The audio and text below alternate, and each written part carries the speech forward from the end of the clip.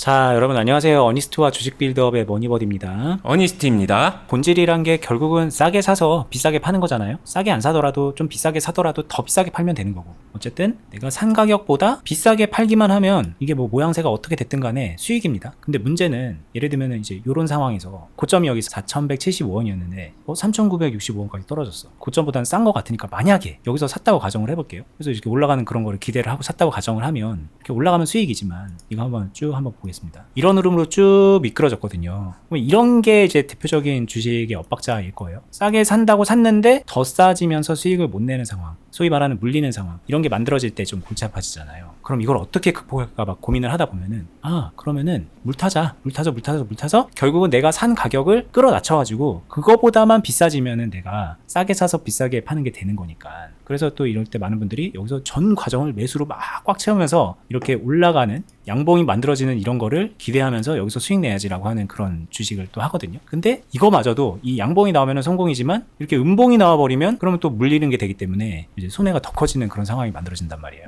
오늘 이걸 어떻게 잘할 수 있는지 좀 명확하게 설명드리는 시간을 가져보려고 합니다. 네, 오늘 뭐 이야기해서 되게 많이 공감도 되고 상징성이 있을 것 같아요. 일단 해본 사람들은 누구나 고민을 하죠.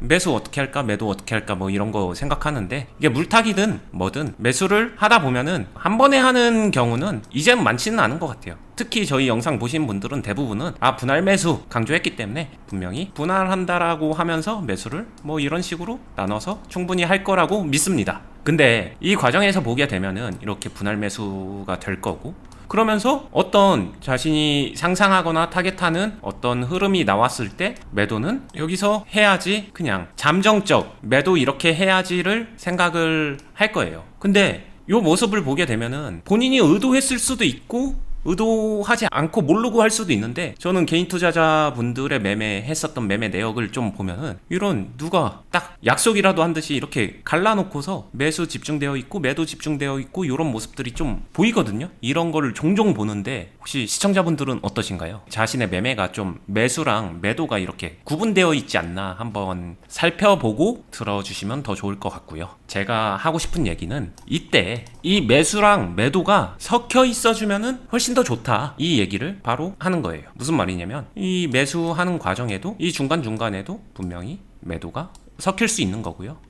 이런 상황에서 어떤 특정 올라가는 흐름이 나온다고 하더라도 여기서 매수도 섞일 수 있다. 즉 매수해야지 BBBBBB 아니면은 매도해야지 SSSS, 이게 아니라 이 정도의 차이가 있을 뿐 하락 구간이든 상승 구간이든 어떤 특정 흐름에서 공존한다, 같이 섞여 있는다, 요거를 얘기하는 거고, 이렇게 해야 매매 결과를 만드는데 훨씬 더 유리하고 좋은 결과를 낼 수 있다, 근본적으로 다른 매매를 할 수 있다, 이 얘기를 하는 겁니다. 왜 이렇게 해야 될까요? 이게 왜 좋은지를 이해해야지 이걸 따라 할 테니까. 이거는 이게 왜 좋은지를 생각하기 위해서는 투자하는 사람이 반드시 생각해야 되는 단순 수익, 이 이전의 대전제를 생각을 해야 돼요. 수익을 내기 위해서 어떤 게 진짜로 중요한가. 주식 투자라는 게 여기서 그냥 잘 맞췄어, 내가 산 거 잘 맞췄어, 근데 올라갔어, 그래서 팔면 돼, 그럼 수익이잖아, 이거를 생각하고 있으면은 대전제 자체가 좀 잘못됐다라고 말하긴 그런데요, 확률적으로 너무 희박한 확률로 주식 투자를 하고 있는 거다, 이렇게 생각을 해요. 실전 투자는 올라가는 경우만 있는 게 아니라 항상 떨어지거나 본인이 원하지 않는 상황으로 흘러가는 거를 대비해야, 그래야 여러 상황에서 수익을 낼 수 있는 거고, 여러 상황에서 수익을 낼 수 있어야 수익 낼 확률 자체가 높아지는 거고, 그래야 수익 나는 매매가 가능한 거거든요.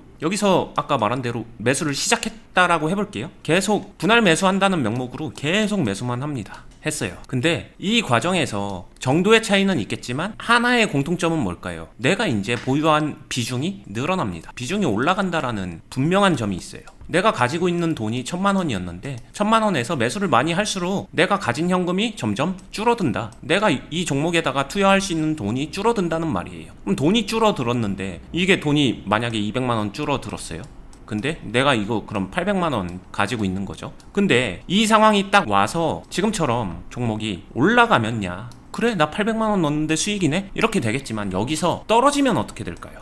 그러면 나는 800만 원 물렸는데 남은 돈은 200만 원밖에 없네? 돈 부족한데? 이거 어떡하지? 이런 상황에 맞물리게 된 이런 경험들 다들 있을 거예요. 뭐 그러면은 이때 가서 손절할까 뭐 등등 얘기도 있는데 여기서 손절할 것 같으면 여기서 비중을 왜 높였을까? 이것도 반드시 생각해 봐야 되는 거고, 하여튼 어떤 형태로 접근하든 간에 별로 유의미한 건 아니에요. 그러면은 여기서 가장 큰 문제의 핵심, 본질은 뭐였을까요? 이거를 한번 생각해 보면은 이거예요. 비중이 늘어났다. 근데 생각해 보세요. 비중이 늘어난 게 문제인 건 맞는데 비중이 늘어난 게 무조건 단점만 있느냐? 아니에요. 비중을 늘린 데는 이유가 있죠. 평단가를 낮추기 위해서. 맞아요. 매우 중요합니다. 그리고 비중이 늘어나야 수익 상황에서 수익이 많이 크게 만들어지니까. 맞아요. 그럼 이 두 개의 장점은 실전에서 살리고 가야겠죠. 당연한 거죠. 수익 내려고 하는 건데. 그러니까 얘네는 살려야 돼. 하지만 비중이 높아진 상황은 계속 경계를 해야 됩니다. 그러면 이거를 경계할 수 있는 방법이 뭘까? 이렇게 고민하고 개선하다 보면은 주가가 흘러내리는 상황보다 내 비중이 빠르게 차고 있다면은 속한해 주는 거예요. 매도를 섞어서. 분명한 거는 여기서도 이런 파동이, 이 종목 실제로 클럽에서도 제가 맘 먹고서 가이드 하면서 훈련시키고 코칭 했었던 종목인데, 이런 데서도 리밸런싱 매도를 해주는 타이밍으로 얼마든지 이용할 수 있거든요. 사실 별거 아니에요. 얼마든지 흘려 넘길 수도 있어요. 근데 이거 한 사람 안 한 사람 이 차이는 뭘까라고 하게 되면, 이거를 해줄 수 있는 사람은 이 앞에서 좀 더 적극적인 매수가 가능하고, 좀 더 적극적인 매수가 가능하다는 거는 시작이 여기서 시작했냐, 여기서 시작했냐, 여기서 시작했냐, 이거 별거 아닌 것 같지만 시작점이 다르다는 거는 애초에 평단 자체, 만들어진 평단 자체가 다르거든요. 근데 그거를 좀 극복할 수 있기 때문에, 이 차이를 극복할 수 있는 그런 게 이제 매수의 적극성이라고 보면 되는 거죠. 그러니까 이거는 결국은 매수를 적극적으로 해서 반등하는 그런 기회를 잡으려고 하는 게 주식인데, 맞죠? 그렇게 하는 게. 근데 그렇게만 하다 보면은 비중이 올라가고 더 이상 매수를 적극적으로 할 수 없게 되는 상황, 그리고 그 이후에 하락하는 상황에 대한 대비가 안 되는 거, 뭐 이런 문제점을 안게 되기 때문에 매수를 여기서 예를 들면 적극적으로 이렇게 했을 때 끝까지 반등한 건 아니지만 살짝이라도 반등하는 구간에서 셀을 섞어서 좀 줄여준다, 이렇게 이해가 되거든요. 그렇죠. 근데 이거는 애초에 어떻게 보면 매수를 너무 적극적으로 한 게 문제지. 그러니까 예를 들면 여기 B를 4번을 했지만 만약에 여기서 3번만 했으면 굳이 이런 거 안 했어도 되는 거 아니야? 그러니까 B랑 S를 섞을 게 아니라 그냥 애초에 그냥 좀 띄엄띄엄 하면 되는 거 아닌가? 아니면 여기서를 좀 그냥 기다린다던가 뭐 그러면 되는 거 아닌가라는 의구심을 또 낳게 되기도 하죠. 네, 그 좋은 포인트고, 그 사람들은 이거를 적극적으로 4번 했을 때랑 아니면은 3번 했을 때랑 두 개의 평단을 한번 시뮬레이션을 해보세요. 직접 가상으로 진짜 매매했다 셈 치고서 가상으로 계산해보라는 거죠. 그리고 그 시점을 내가 여기서 시작했을 때와 여기서 시작했을 때, 여기서 시작했을 때 다 다르게 해서 계산하고 비교를 해보세요. 매수 3번 했을 때랑 4번 했을 때. 그러니까 아무래도 매수를 적게 했기 때문에 평단이 덜 내려오겠죠. 대신 그렇게 덜 내려왔지만 여기서 지금 마이너스 상황, 이게 이제 손해보는 상황이라고 한다면, 손해보는 상황에서 이 매도를 해서 손실을 확정짓는 그런 건 안 할 수 있는 거잖아요. 그러니까 이게 결국은 평단을 좀 덜 내리고 당장 실현 손실을 보지 않을 것인가, 혹은 평단을 좀 많이 내리더라도 실현 손실을 거의 이제 확정 지으면서 갈 것인가, 이런 문제로 들리니까 선택의 문제인 것 같기도 하거든요. 이게 보는 사람 입장에선. 저는 이건 선택의 문제가 아니다라고 좀 설득하고 싶어요. 왜냐, 주식 투자 왜 하는데요? 손실 무서워서? 아니면 손실 안 보는 게 목표라서? 그럼 주식 투자를 하지 않는 게 맞지 않나? 대전제의 모순, 이 부분을 좀 짚고 넘어가고 싶고요. 손실 나는 게, 여기서 손실을 내는 그 당위성을 한번 생각해 보자고요. 손실 안 나는 게 가장 좋죠. 누구나 그래요. 저도 그래요. 버디님도 그럴 거예요. 근데 여기서 손실을 나는 게, 이거 저희 흔히 말하는 손실 매도지, 손절하고 여기서 잘라, 이 종목 포기, 도망가, 이 뜻이 아니잖아요. 그러니까 경기가 끝난 게 아니란 거죠. 여기서 그냥 조금 상황상 뭔가 내어줘도 괜찮다, 이거를 받아들여야 그 다음에 되게 여러 가지 가능성을 무궁무진하게 만들 수 있는 거거든요. 그럼 그 여러 선택권 가능성을 그냥 돈 주고 사는 거다라고 생각하면 저는 마음이 조금 달라질 수 있지 않을까, 이런 생각도 합니다. 그러면 그 말은 이제 이해는 되는데, 제가 이제 선택의 문제처럼 들릴 수도 있다는 거는, 이제 보는 사람들이 대부분 그렇게 생각하니까, 이런 셀을 안 섞는 그런 매수를 천천히 한다, 그게 1번 선택. 그게 안 좋아야지 이걸 하는 거지, 이게 좋다고 이걸 하는 건 아닌 것 같아서. 그쵸. 매수를 좀 천천히 나눠서 계속 하는 게 안 좋을까요? 이거보다 안 좋아야지 이제 이걸 하는 거잖아요. 네, 정확히 말하면요, 그게 안 좋다기보다도 여기에 좋다 나쁘다는 상황마다 다르다, 이거를 좀 알게 되면은 도움이 되지 않을까요? 무슨 말이냐면, 여기서 왜 나는 매수를 시작했을까 부터 출발하는 게 맞을 것 같아요. 여기서 매수를 해서 천천히, 되게 천천히 받을 거다. 속도 완전히 늦춰서. 보통 저는 아시겠지만 기본적으로 차분하게 천천히 하는 매수 괜찮다라고 얘기를 해요. 그리고 그것부터 훈련돼야 된다라고도 말을 합니다. 단 그렇게 할 만한 종목에서 그렇게 하는 거는 괜찮아요. 근데 상황적으로 이렇게 시가 갭 뜬 종목을 어떤 시점으로 잡았든 간에 이거를 매매를 시작한다 라고 한다면은, 이거는 나는 이 종목을 발라먹겠어, 수익을 내겠어, 조금 공격해서 적극적으로 매매에 임해서 수익을 확실하게 내보겠어 라고 이 종목을 선택을 하는 거거든요. 그러니까 이 애시당초 목적 자체가 이런 손실 매도를 안 하기 위해서, 이런 데서 손실 매도 안 하기 위해서 피해가겠어 라고 하는 사람들한테는 여기서 그럼 이 종목을 매매하지 않는 게 맞지, 그게 답이지, 이런 결론에 나와요. 그러면은 그래, 이것만 고집하는 사람들은 어떻게 될까요? 할 수 있는 매매 폭이 굉장히 좁아지지 않을까요? 그 부분에서 진짜 깊이 생각해 봤으면 좋겠어요. 그렇죠. 이게 어떻게 보면은 나는 매수할 때는 매수하고 매도할 땐 매도할 거야. 딱 그걸 정해놓은 사람들 같은 경우에는 어떻게 보면은 이런 종목을 하지도 않을 거라는 생각을 할 것 같기도 해요. 말씀하신 대로 이런 종목은 이게 뭐야, 이게 잘못된 거잖아 처음부터, 이렇게 생각하고 뭐 확실하게 고점이 돌파가 되는 그런 순간에 올라가는 상황에서 계속 매수를 한다, 뭐 이런 생각을 할 수도 있으니까. 아니면은 아예 빠진 것들 종목을 가지고 밑에서 바닥에서 매집해야지. 그것도 맞는 말이고요. 이거는 뭐 어정쩡하다 이거죠. 고점에서 이렇게 떨어지는 종목을 왜 받아내, 뭐 이런 생각을 할 법도 한 거죠. 그런 생각을 한다면. 그쵸. 그럼 결국에는 지금 이렇게 얘기 나온 대로 저점에서 그냥 확실하게 받을 수 있을 때는 뭐 사실은 굳이 매도를 하지 않더라도 매수를 계속 분할해서 좋은 가격에 잡을 수가 있잖아요. 그리고 또 고점 돌파가 확실히 되는 상황에서는 그냥 이렇게 빠르게 매수 잡아가지고 짧게라도 수익 내고 그런 매매가 가능한데, 네. 그런 상황이 아닌 이런 걸 하기 위해서 이걸 해야 된다는 얘기처럼 들리기도 합니다. 그것도 반은 맞고 반은 틀려요. 자, 보세요. 다시 돌아와서 제가 이렇게 흘러가는 종목에서 여기서 매집만 하는 종목들 골랐어요. 그래서 나는 매도 안 할 거야 하고서 매집하는 종목들만 골라서 나는 이게 내 스타일이야 이렇게 정해놨어요. 거기까지도 존중을 합니다. 근데 이 종목이 진짜 이렇게만 흘러가고 여기서 어떤 시점에서 이렇게 반등만 해줄까요? 여기서 이렇게 흘러가다가 이렇게 뚝 떨어지는 종목 단 한 번도 만나본 적 없나요?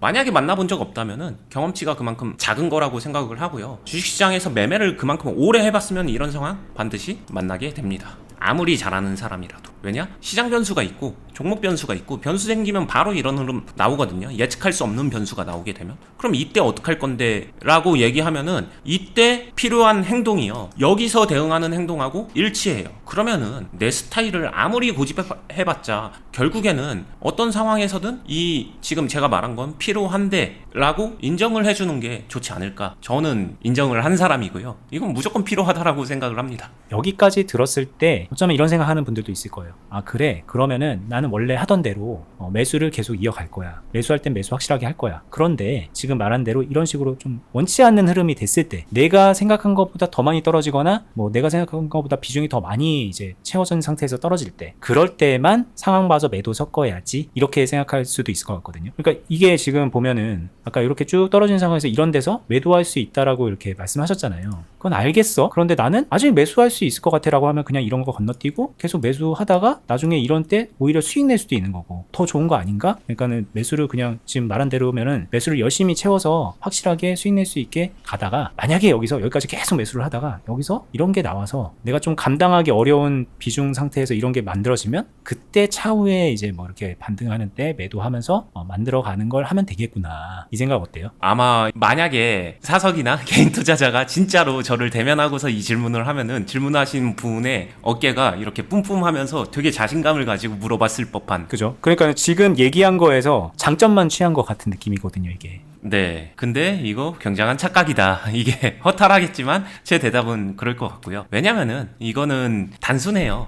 그 생각은 좋습니다. 존중하고요. 실제로 저도 훈련을 시킬 때 차분하게 매수 먼저 해보고 매도 해보고, 이것부터 단계로 말하게 되면은 그것부터 실제로 훈련을 시키거든요. 제가 운영하는 투자 클럽에서 이제 우선순위로 훈련시키는 거는 방금 전에 말했었던 그런 부분을 먼저 훈련시키는 건 사실이에요. 그리고 이게 익숙해지게 되면은 이 매수해서 매도 매도까지 요 사이에 텀을 줄여보고 줄이다가 보면은 이제 익숙해지면 이거를 섞어보고 그러면서 궁극적으로 오늘 제가 말한 방법으로 이렇게 넘어가고 그렇게 되면 어느 정도 잘하게 되는 이 형태로 발전하더라. 이거에는 진짜 매우 동의하기 때문에 질문자의 생각은 매우 존중합니다. 근데 착각이라고 말한 거는 종목하고의 매칭이 잘못됐어요. 뭐 극단적으로 말하면 종목 선정 잘못됐다 이거 그래서 이런 사람들이 혼자 훈련하기가 어려운데 이런 종목에서 방금 말한 생각으로 훈련을 해보겠다라는 거는 저는 그거는 남는 게 없다에 가까워요. 왜냐? 이 상황 발생하고 나서 수습해봐야지 라고 말했지만 이 상황 발생하면 수습 못합니다. 이 상황 나왔을 때 수습하기 위해서 이 앞단에서 그렇게 행동을 해줘야 되는 거거든요. 그러니까 이런 거겠죠? 여기서 이제 비중을 다 채웠기 때문에 여기서 매도를 하는 게 아니에요. 그런 걸 가정하고 말하는 게 아닙니다. 얼마든지 채우고 있는데 나중에 어떻게 보면 나중에 더 원활하게 대응하기 위해서 비중이 여유가 있음에도 일부 매도를 해서 더 여유 있는 상황을 계속 이어가는 거거든요.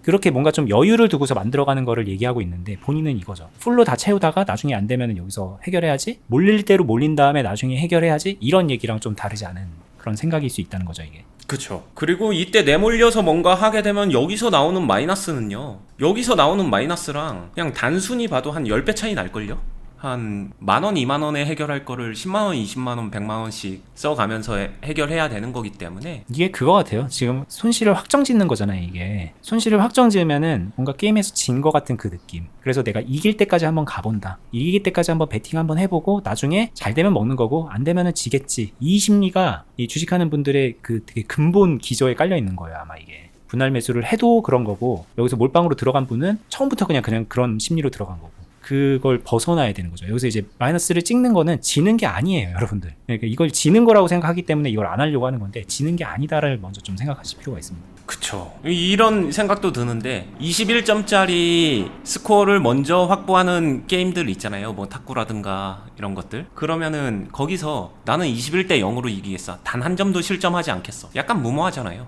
실점해도 됩니다. 이런 것들 하나하나 실점이라고 놓고 봤었을 때 내가 더 많이 득점하면 되고 결국에는 마지막에 이기면 되는 거기 때문에 이 행동에 내가 게임에서 진 거야. 여기까지 너무 좀 확대 해석하지 않는 게 필요하겠구나. 요 생각도 하게 됐어요. 그리고 이건 대부분의 분들에게는 경험도 필요할 것 같아요. 그러니까 저도 과거에 그랬거든요. 이런 거 뭐하러 이렇게 찌끔찌끔 손실을 보면서 이런 걸 하냐, 번거롭게. 달려볼 때까지 달려본 다음에 안 되면 그때 나중에 이제 배운 대로 하자. 그래서 제가 이제 다름이 아니라 저도 이런 걸 했거든요. 근데 여기서 이제 그런 걸 했을 때 말씀하신 대로 이 마이너스가 진짜 감당하기 힘들 정도인 경우도 생겨요. 그러면 그때 가서 후회하는 거예요. 이러지 말걸. 이거 앞에서 했으면은 지금처럼 이렇게 힘들진 않을 텐데. 이런 것들이 이제 경험하다 보면 이제 이런 게 점점 안 싫어지는 거죠. 그때는 되게 싫었는데 그냥 더 싫은 걸 경험했으니까 나는 이미 이걸 안 해서 더 싫은 걸 경험했으니까 그냥 좀 덜 싫은 상태로 하게 되고 그리고 그게 이제 쌓이다 보면 싫지도 않아. 그냥 자연스러운 거야. 그냥 그런 흐름으로 이제 발전하게 되는 거거든요. 네. 그리고 제가 이거는 코칭을 할 때 건드리는 부분인데 솔직히 건들면은 다들 이 피드백 받으신 분들이 별로 유쾌하지 않는 걸 알지만 반드시 건드리는 게 있어요. 이거예요. 여기서 못한 사람이 손실 금액도 상황도 훨씬 더 커진 이 상황에서 진짜 생각한 것처럼 손실 매도 잘 할까요? 저는 못 봤어요, 진짜로. 그리고 여기서 후회하면서 행동할 때는 이미 후회하면서 행동하니까 이 종목 이때 팔면은 약간 반포기 상태로 팔고 아니면 손절하듯 팔고 아니면 이거 그냥 전이 상실한 상태에서 이 종목 꼴도 보기 싫으면서 팔고 그러면서 이 종목 이제 나는 이거 졌네 약간 샷 포기 이런 느낌 부작용이 되게 많아요. 지금 말한 대로 이렇게 팔지 않더라도